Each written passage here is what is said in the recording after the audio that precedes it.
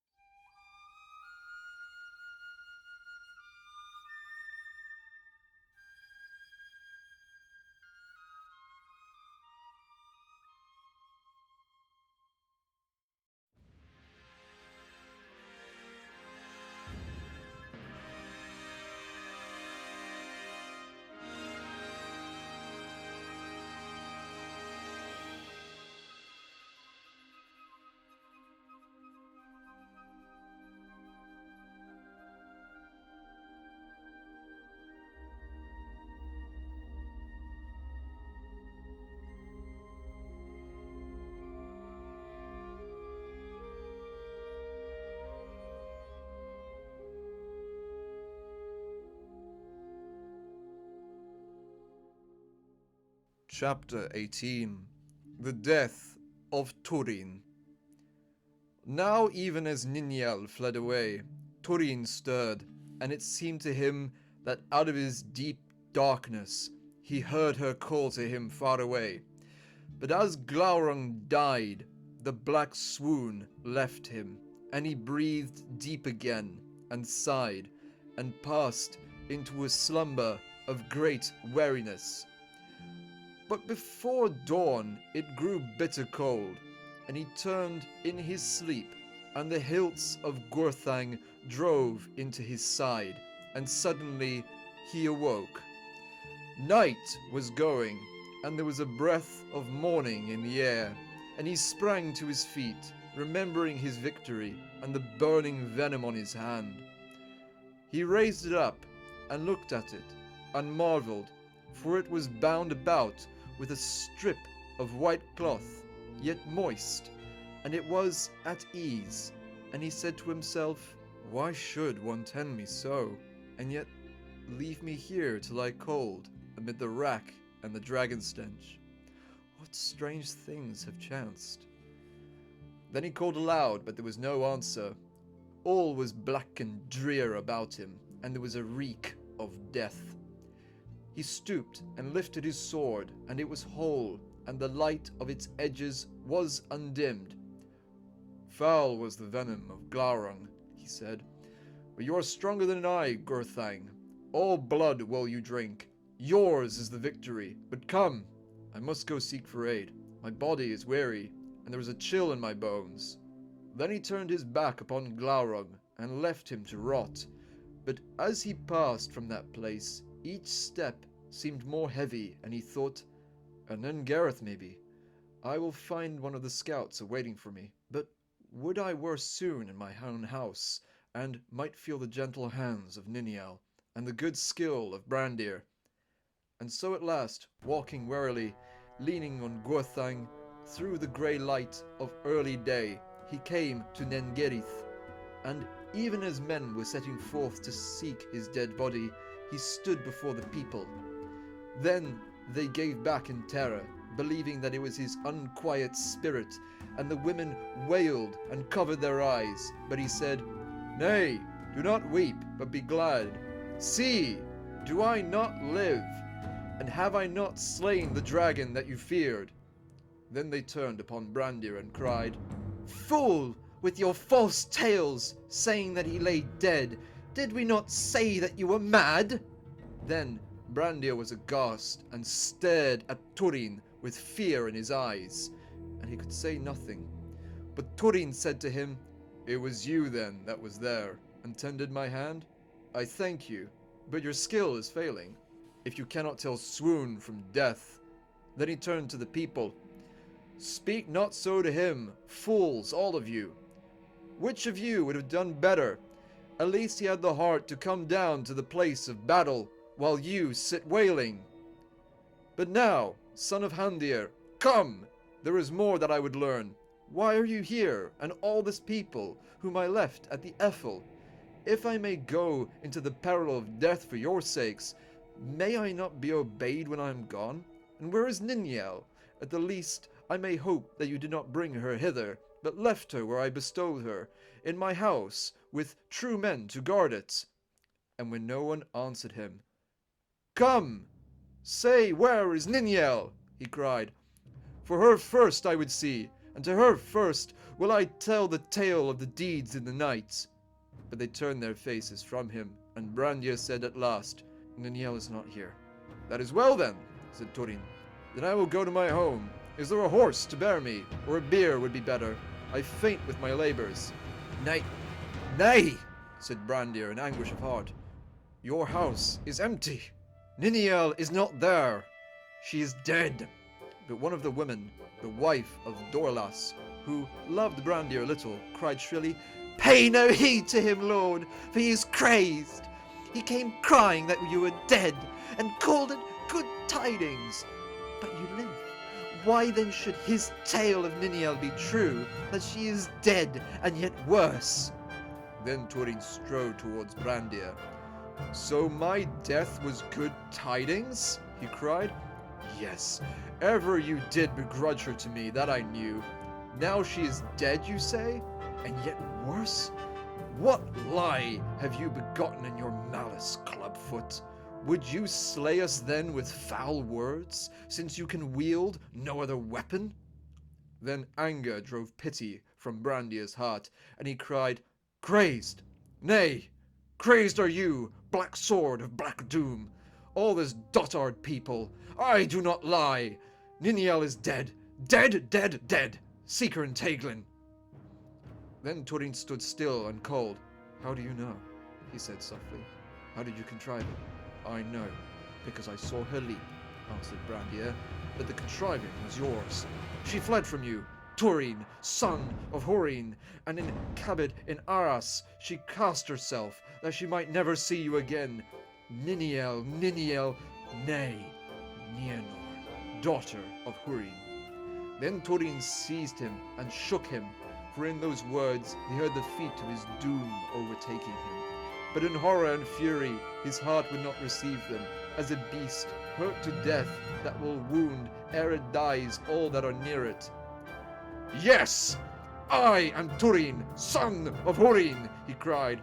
"So long ago you guessed, but nothing do you know of Nienor, my sister, nothing.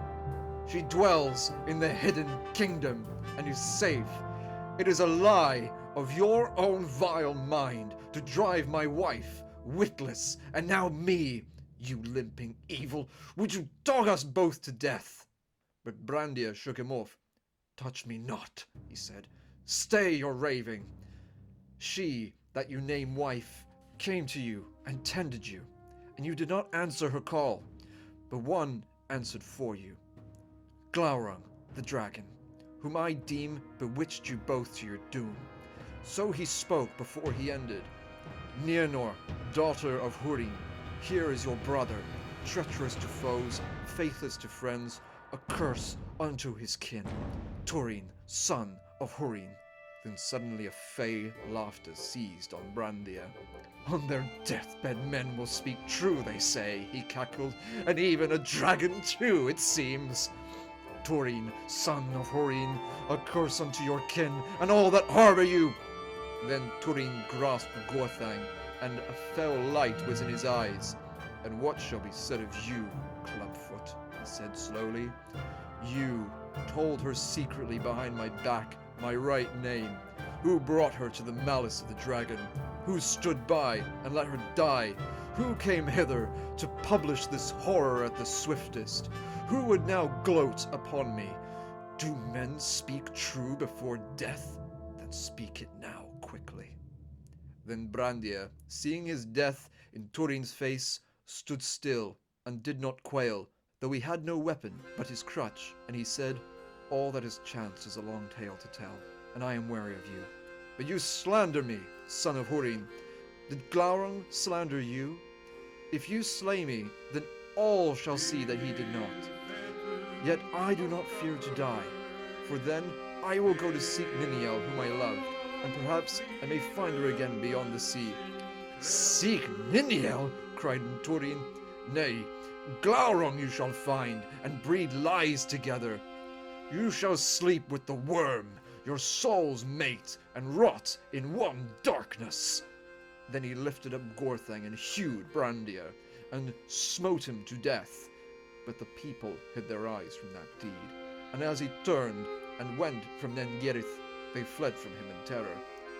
Then Turin went as one witless through the wild woods, now cursing Middle-earth and all the life of men, now calling upon Nienor.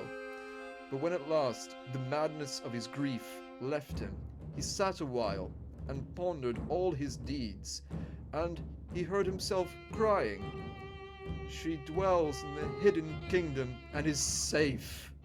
And he thought that now, though all his life was in ruin, he must go thither, for all the lives of Glaurung had ever led him astray. Therefore he arose and went to the crossings of Teglin, and as he passed by Howdit and Elith, he cried, "Bitterly have I paid all from Dwylas, that ever I gave heed to the dragon. Send me now counsel." But even as he cried out, he saw 12 huntsmen, well armed, that came over the crossings, and they were elves. And as they drew near, he knew one of them, for it was Mablung, chief huntsman of Thingol. And Mablung hailed him, crying, "Turin, well met at last! I seek you, and glad I am to see you living, though the years have been heavy on you." "Heavy?" said Turin. "Yes, as the feet of Morgoth. But if you are glad to see me living, you are the last in Middle-earth." "Why so?" "Because you are held in honor among us," answered Mablung. "And though you have escaped many perils, I feared for you at the last. I watched the coming forth of Glaurung, and I thought that he had fulfilled his wicked purpose, and was returning to his master.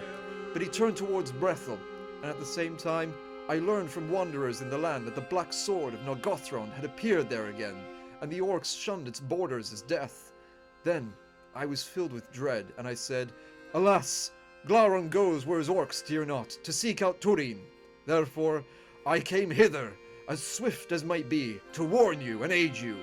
Swift, but not swift enough," said Turin. "Glaurung is dead." Then the elves looked at him in wonder and said, "You have slain the great worm. Praised forever shall your name be among elves and men." "I care not," said Turin, "for my heart also is slain. But since you come from Doriath, give me news of my kin, for I was told in Dorlomin that they had fled to the hidden kingdom." The elves made no answer, but at length Mablung spoke. "They did so indeed, in the year before the coming of the dragon. But they are not there now, alas." Then Turin's heart stood still, hearing the feet of doom that would pursue him to the end. "Say on," he cried, "and be swift." "They went out into the wild seeking you," said Mablung. "It was against all counsel, but they would go to Nargothrond. When it was known that you were the Black Sword, and Glaurung came forth, and all their guard was scattered. Morwen none have seen since that day, but Nienor had a spell of dumbness upon her, and fled north into the woods like a wild deer and was lost." Then, to the wonder of the elves, Turin laughed aloud and shrill. "Is not that a jest?" he cried. "Oh, the fair Nienor! So she ran from Doriath to the dragon, and from the dragon to me. What a sweet grace of fortune! Brown as a berry she was, dark was her hair, small and slim as an elf child. None could mistake her." Then Mablung was amazed, and he said, "But some mistake is here. Not such was your sister. She was tall, and her eyes were blue, her hair fine gold, the very likeness in woman's form of Hurin, her father. You cannot have seen her." "Can I not? Can I not, Mablung?" cried Turin. "But why no? For see, I am blind. Did you not know? Blind, blind, blind, groping since childhood in a dark mist of Morgoth. Therefore leave me. Go, go, go back to Doriath, and may winter shrivel it. A curse upon Menegroth, and a curse on your errand. This only was wanting. Now comes the night." Then he fled from them like the wind, and they were filled with wonder and fear. But Mablung said, "Some strange and dreadful thing has chanced that we know not. Let us follow him, and aid him if we may, for now he is fey and witless." But Turin sped far before them, and came to Cabed in Arras, and stood still. And he heard the roaring of the water, and saw that all the trees near and far were withered, and their sere leaves fell mournfully, as though winter had come in the first days of summer. "Cabed in Arras! Cabed Nairamath!" he cried. "I will not defile your waters where Niniel was washed, for all my deeds have been ill, and the latest the worst." Then he drew forth his sword, and he said, "Hail, Gorthang, iron of death! You alone now remain, but what lord or loyalty do you know, save the hand that wields you? From no blood will you shrink. Will you take Turin Turambar? Will you slay me swiftly?" And from the blade rang a cold voice in answer, "Yes, I will drink your blood, that I may forget the blood of Beleg my master, and the blood of Brandir slain unjustly. I will slay you swiftly." Then Turin set the hilts upon the ground, and cast himself upon the point of Gorthang, and the black blade took his life.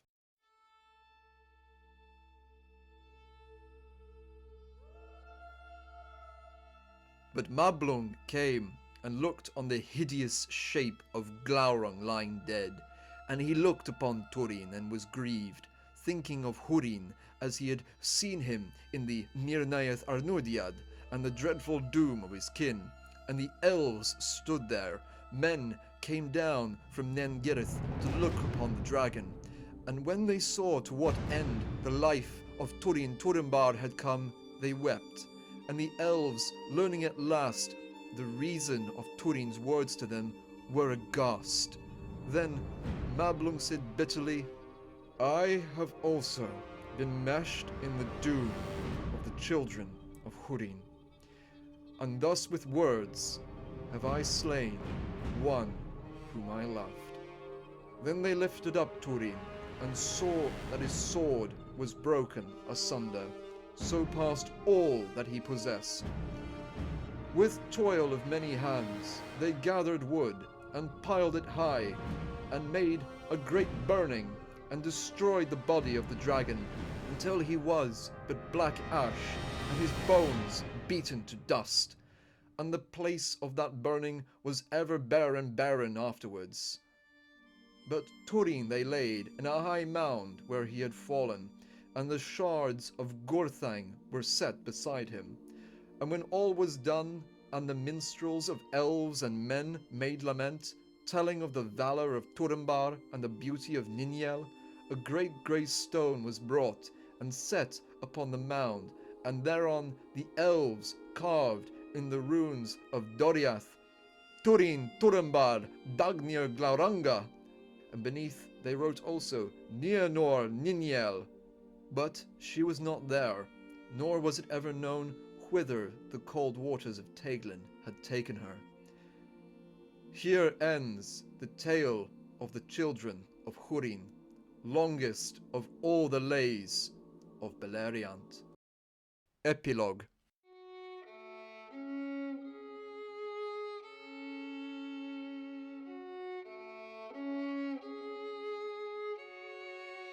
After the deaths of Turin and Nienor, Morgoth released Hurin from bondage in furtherance of his evil purpose. In the course of his wanderings, he reached the forest of Brethil, and came in the evening from the crossings of Teglin to the place of the burning of Glaurung, and the great stone standing on the brink of Cabed Nairmath. Of what befell there, this is told. But Hurin did not look at the stone, for he knew what was written there, and his eyes had seen that he was not alone. Sitting in the shadow of the stone, there was a figure bent over its knees, Some homeless wanderer, broken with age it seemed, too way-worn to heed his coming, but its rags were the remnants of a woman's garb. At length, as Hurin stood there, silent, she cast back her tattered hood and lifted up her face slowly, haggard and hungry as a long-hunted wolf.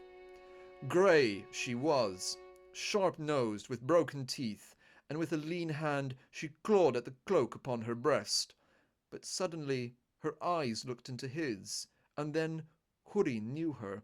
For though they were wild now and full of fear, a light still gleamed in them, hard to endure, the elven light that long ago had earned her name, Elidwen, proudest of mortal women in the days of old. Elidwen! Elidwen! Hurin cried, and she rose, and stumbled forward, and he caught her in his arms. "You have come at last," she said.